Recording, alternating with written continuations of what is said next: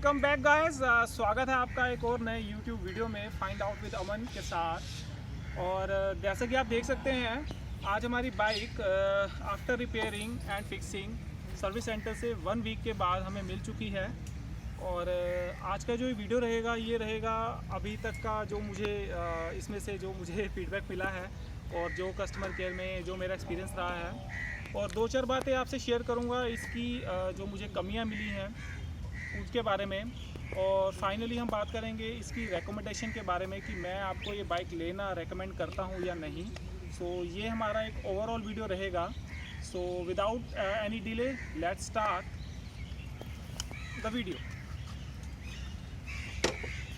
तो सबसे पहले गाइस मैं आपको इसका साउंड सुनाता हूँ जो मुझे यहाँ से आ रहा था, और आपको बताता हूँ कि अब उसमें कितना डिफरेंस है या कितना उसमें फ़र्क है। जैसा कि आप देख सकते हैं और सुन सकते हैं कि अभी फ़िलहाल इसमें एज सच कोई एबनॉर्मल साउंड इतना नहीं है। पहले जब मैं इसको एस्केलेट कर रहा था, जैसे ही एक्सेलरेशन देता था तो यहाँ से मुझे ऐसी आवाज़ आ रही थी कि जैसे कोई चीज़ लूज़ है, और घर घर करके बिल्कुल एबनॉर्मल साउंड था जो बिल्कुल ऐसा लग रहा था कि इंजन के किसी पार्ट में कोई प्रॉब्लम आ गई है। तो सर्विस सेंटर में ले जाने के बाद उन्होंने बाइक सबमिट की और 1 हफ़्ता इस पर काम किया।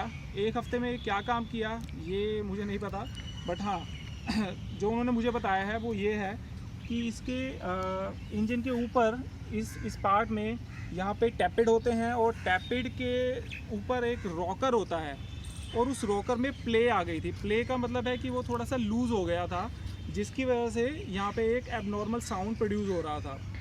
और उन्होंने पार्ट्स मंगाए, ऑर्डर किए, और उसके बाद जब वो अवेलेबल हुए तो उन्होंने वो रिप्लेस किए हैं।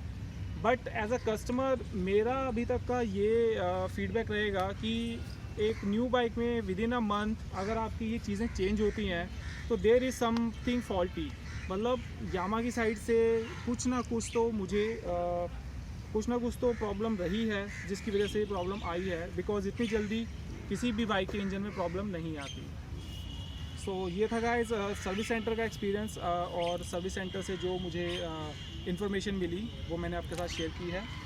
सेकेंडली गाइस बात करना चाहूँगा इसकी जो कमियां हैं उसमें से one of the biggest thing जो मुझे फील होती है वो है इसका गियर शिफ्टर। सो जो इसका यहाँ पे गियर शिफ्टर है ये आपको ओनली टो शिफ्टर मिलता है, हील शिफ्टर आपको नहीं मिलता है। और जैसा कि आपको पता है ये एक रेट्रो लुकिंग बाइक है, और आपका जो सिटिंग पोस्चर है वो बिल्कुल स्ट्रेट होता है। और सिटिंग पोस्चर स्ट्रेट होने का मतलब है कि आपका जो लेग रहेगा और आपका जो फीट रहेगा वो बिल्कुल स्ट्रेट ही यहाँ पर आएगा। सो स्ट्रेट आने की वजह से गाइस आपको थोड़ी सी प्रॉब्लम होती है जब इसको आप गियर शिफ्ट करते हैं या गियर डाउन करते हैं, तो आपको थोड़ी सी टो में कहीं ना कहीं आपको लगता है कि शायद यहाँ पे एक हील शिफ्टर भी होता जिससे आपको थोड़ी सी ईज़ रहती गियर शिफ्ट करने में। सो यहाँ पर ये पॉइंट मैं ज़रूर मेंशन करना चाहूँगा। ऑल दो मैं आपको साथ ही ये भी बताना चाहूँगा कि मैंने थोड़ा सर्च किया और मुझे पता लगा कि इस जगह में एक रबर टाइप अमेज़ॉन पे और भी कई जगह पे अवेलेबल हैं जिसको आप बाय कर सकते हैं, जिससे आपको थोड़ा सा ईजी रहेगा शिफ्ट करना। बट अगर आप बाइक छोटे मोटे टूर के लिए कभी आप चप्पल पहन के या नॉर्मल ऐसे ही चलाना चाहें तो ये आपको शिफ्टिंग में काफ़ी प्रॉब्लम होने वाली है। सो आपको मैं रिकमेंड करूँगा कि या तो आप शूज़ और या फिर एक कुछ अच्छी शूज़ वगैरह लेके ही इसको राइड करें ताकि आपको इस चीज़ के लिए ट्रबल ना करना पड़े। दूसरा पॉइंट है गाइस, जो इसका कलर है मैट ब्लैक, ये हम सभी को बहुत पसंद है, बट इसकी एक बिगेस्ट आपको इसकी वजह से एक प्रॉब्लम आने वाली है जो कि है इसकी मेंटेनेंस। सो मेंटेनेंस के लिए आपको बार बार इस पर कपड़ा मारना पड़ेगा, और क्योंकि ये ब्लैक कलर है तो बहुत जल्दी ही गंदा हो जाता है। और जो इसकी अदर सेगमेंट की बाइक्स हैं उनका कलर ब्लैक नहीं है, तो उनमें इतना जल्दी गंदा नहीं होता जितनी जल्दी ये ब्लैक कलर डस्ट को कैच करता है। और ये क्योंकि मैट फिनिशिंग में है और ग्लोसी नहीं है तो उसकी वजह से भी ये डस्ट को इजीली एब्जॉर्ब कर लेता है। और आपको कहीं ना कहीं बार बार इसकी सफाई का आपको ध्यान रखना पड़ता है। सो ये इसका सेकंड कमी है जो मुझे फील हुई है। एंड लास्टली गाइस, मैं आपको एक चीज़ बताना चाहूँगा कि अगर आपके एरिया में कहीं पे भी यामा की डीलरशिप है और यामा का सर्विस सेंटर है, सो प्लीज़ आपको इसको परचेज़ करने से पहले एक बार उस सर्विस सेंटर पे जाइए और वहाँ 2-4 लोगों से बात कीजिए कि अभी तक का आपका एक्सपीरियंस कैसा है और क्या आपको ये कोई भी बाइक हो यामा की, तो उनके साथ उनका सर्विस सेंटर वालों का क्या एक्सपीरियंस है और सर्विस सेंटर वाले उनकी बाइक्स का ध्यान कैसे रखते हैं। सो ये चीज़ आप ज़रूर जाके पता कीजिएगा, क्योंकि मेरे केस में मैं दिल्ली में रहता हूँ and this is the capital city of India, but still यहाँ पर अभी भी सर्विस सेंटर में वो बात नहीं है जो होनी चाहिए। मतलब आपको बार बार उन्हें चेज़ करना पड़ता है और जो सर्विस सेंटर के एम्प्लॉयज़ हैं वो इतने एजुकेटेड या इतने टेक्निकली एक्सपर्ट मुझे नहीं लगे कि वो इजीली इस बाइक की प्रॉब्लम को समझ पाएँ, क्योंकि एक न्यू बाइक है। और दूसरा गाइस, अगर हम बात करें कि एक हफ़्ता इस बाइक को ठीक होने में लगा, तो उसकी वजह से सिर्फ एक कस्टमर को ही प्रॉब्लम फेस करनी पड़ी। क्यों ऐसा क्यों हुआ? तो इसका जवाब मुझे सर्विस सेंटर वालों ने ये दिया कि सर, बिकॉज़ ये एक न्यू बाइक है, इसके पार्ट अभी अवेलेबल नहीं है, हमें पार्ट्स ऑर्डर करने पड़ते हैं और उसके बाद हमारे पास पार्ट्स आते हैं।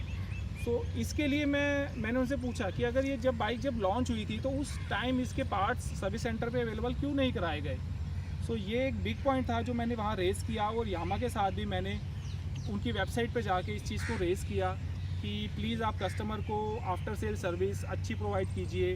But I am totally disappointed with the fact that they didn't bother. मतलब उनको कोई फ़र्क नहीं पड़ता कि उनके कस्टमर को आगे क्या फ़ील हो रहा है या क्या उनके कस्टमर को इशू फेस हो रहे हैं। सो उन्होंने कहा कि सर, हमसे एक मिस्टेक हुई थी जो हमने रेक्टिफाई करके आपको दी है बाइक, और आप इसे चलाइए और मुझे बताइए कि कुछ प्रॉब्लम है या नहीं। सो ये है गाइस अभी तक की हमारी इस यामा FZX की कहानी जो आपके साथ शेयर करनी ज़रूरी थी।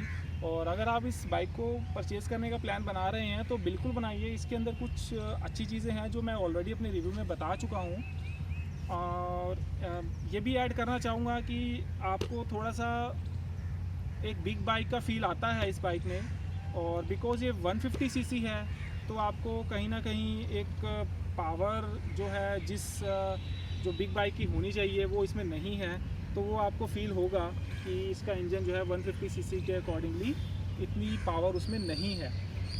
बट अगर आप एक नॉर्मल राइडर हैं, जैसे मैंने आपको बताया था कि मेरी बहुत ही छोटी छोटी ट्रिप्स होती हैं या मैं इसको ओकेजनली ही बाहर लेके जाता हूँ, तो उस केस में आपके लिए बाइक परफेक्ट है। उस केस में आपको कोई ज़्यादा फिक्र करने की ज़रूरत नहीं है।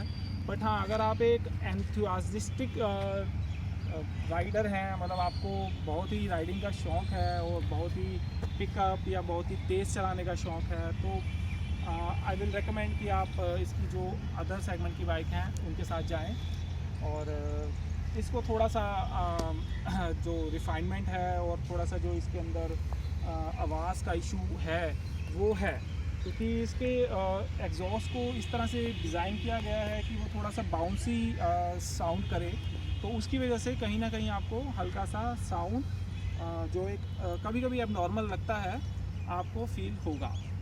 सो गाइस, अभी तक के लिए बहुत बहुत शुक्रिया दोस्तों, अपना प्यार और कीमती समय देने के लिए इस वीडियो को, इस वादे के साथ कि मिलेंगे हम जल्दी एक न्यू यूट्यूब वीडियो में। Thank you so much guys for watching, and please like and subscribe the channel and share it with your friends. Thank you so